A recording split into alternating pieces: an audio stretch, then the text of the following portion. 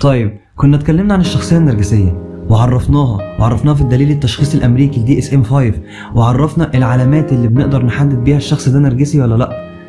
طيب دلوقتي احنا هنتكلم على ازاي بقى نتعامل مع الشخص النرجسي. احنا خلاص عرفنا ان دي شخصنا انها شخصية نرجسية، ازاي بقى اتعامل معاها؟ اوقات كتير جدا مش افضل حل ان احنا نقطع العلاقة مع الشخصية النرجسية. ليه؟ لان اوقات الشخصية النرجسية دي بتكون مهمة عندنا، ممكن تكون اب، ام، زوج، زوجة، اخ، صديق، فبالتالي مش هينفع نقطع العلاقة معاه. فانا جاي بقى النهارده عشان اعرفك ازاي تتعامل مع الشخصية النرجسية دي وتفضل انت صلب نفسيا وما يأثرش عليك. اول حاجة، ما تدخلش معاه في صراعات اثبات.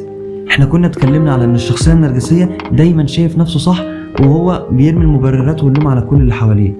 فانت ما تبذلش مجهود ان انت تحاول تثبت له العكس، لان انت كده هتكون بتبذل مجهود هباء ملوش اي لازمة. الحاجة التانية، حاول تقلل توقعاتك من ناحيته.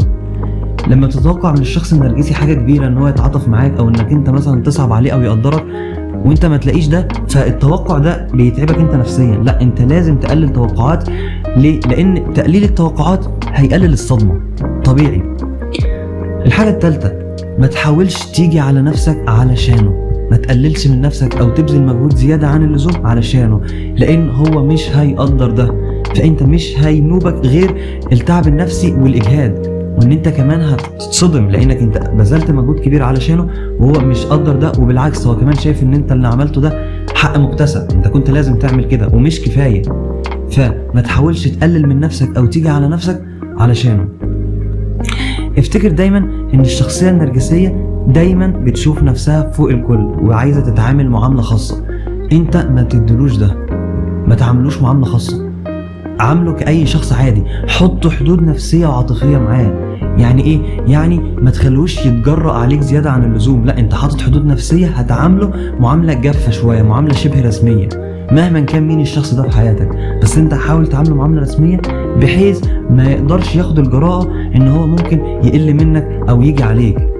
فده كان باختصار طرق بسيطة ممكن تساعدك ان انت تتعامل مع الشخصية النرجسية.